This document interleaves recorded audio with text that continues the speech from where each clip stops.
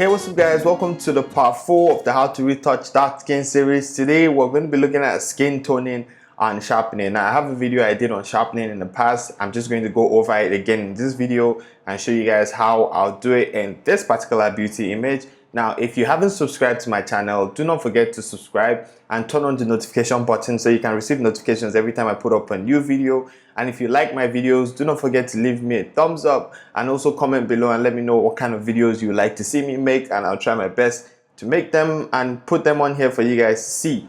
Now let's jump straight into today's tutorial. Now skin toning is just adjusting the color of your model's skin and making her look better, making her look more natural, or maybe you're going for like a stylistic look, a kind of stylish look, probably trying to make her look more commercial, or whatever it is they are going for. It's almost the same as like grading, but this time we're just trying to affect the skin tones in this image. Now my skin toning is usually pretty simple. I'm not somebody to spend too much time delving into Photoshop and trying to do something that is way advanced and all that. So I'm just going to break this down into simple steps for you guys to understand. Now the first thing I'll do for skin toning is open a selective color adjustment layer. Now when I open that, I'm just going to be working on my reds, seeing that as black people we have more reds in our skin generally, I guess.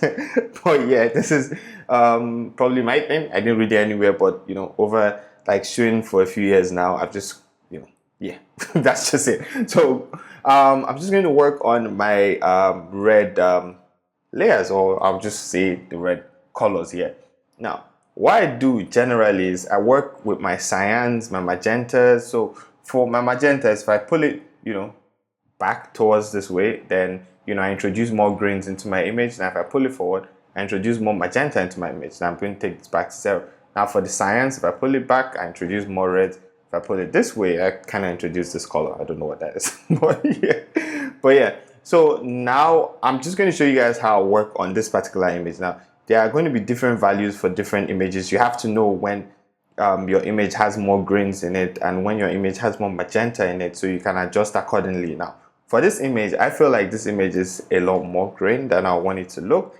Now from my screen and my calibration though, I feel it's like a lot more green than I would want it to look. So I'm just going to add a little magenta here. Let me just drag this up. Okay, at this point I think this looks good. So just going to zoom into this image one step so you guys can see it. So this is the before and this is the after. Okay, so before and after. So I've added more magenta. Now I just want it to look a little bit more stylized, so I'm just going to pull away from my reds towards my cyans, somewhere around this. It's fine. Okay, so this works for me. Just going to zoom out. Let me show you guys the before and after for each step. So this is the before and this is the after. As you can see, there's a lot more magenta in the skin and she's looking a lot more natural. Now another thing I've noticed is that my reds are too much. So if you come to your black channel here, if you pull your blacks up, it kind of like, I don't know, adds a lot more reds into your image. Then if you reduce it, then you lose the red. So for this particular image, I'm just going to go, -5 should be fine. Okay, yeah. So I've toned her skin, to look exactly the way I felt it looked when I was shooting her, and this just looks perfect to me. So I'm just going to do a before and an after for you guys to see. Just going to zoom in here, and I hope you guys can see the changes. Before, very greenish. After, I've introduced some more magenta into the skin. Before, greenish. After, I've introduced just more magenta into the skin. It's slight, but it goes a long way to help your image. Now from there, I'm going to create a levels layer. So now what I do with my levels basically is that I use my levels to add more contrast to my image. I prefer, some people prefer to use curves and use like an S curve on their image, but I just prefer to use levels. So I'm going to hold my Alt or Option key for Mac, Alt for Windows, and drag this in. Now you can see where my whites are peaking, and I don't want my whites to peak too much, so I'm just going to stop somewhere about here. That's fine. Then I'll do the same for my blacks. Hold Alt and Option and pull my blacks in. So somewhere around 5 is fine. So let's see. Before, after, you can see we've introduced a lot more contrast into our image. Before and after.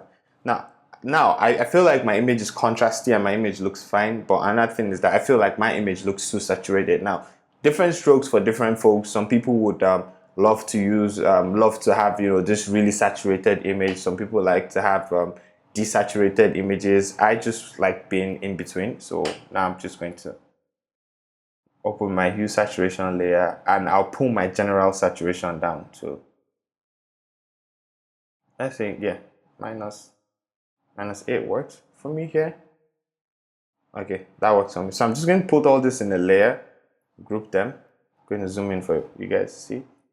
And this is my before.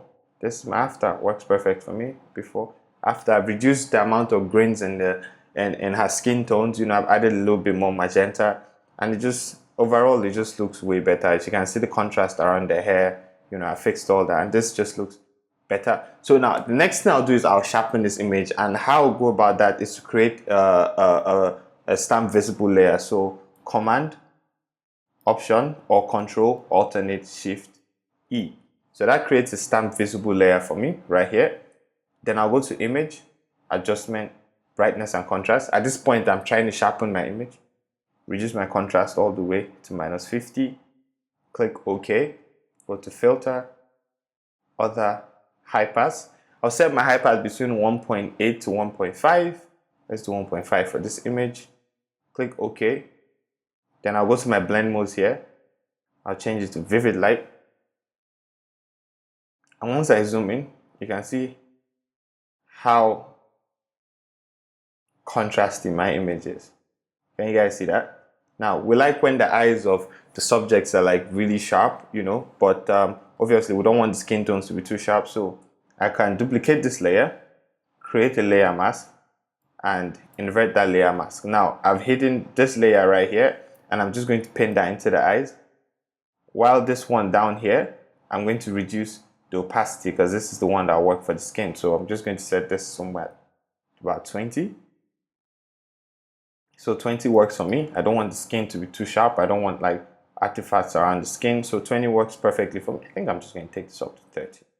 Just to, you know, sharpen the image a bit more. Okay, 30, fine. Then for the eyes, I'm just going to pick a brush, change my color here, my foreground color to white, opacity 100, flows on 100.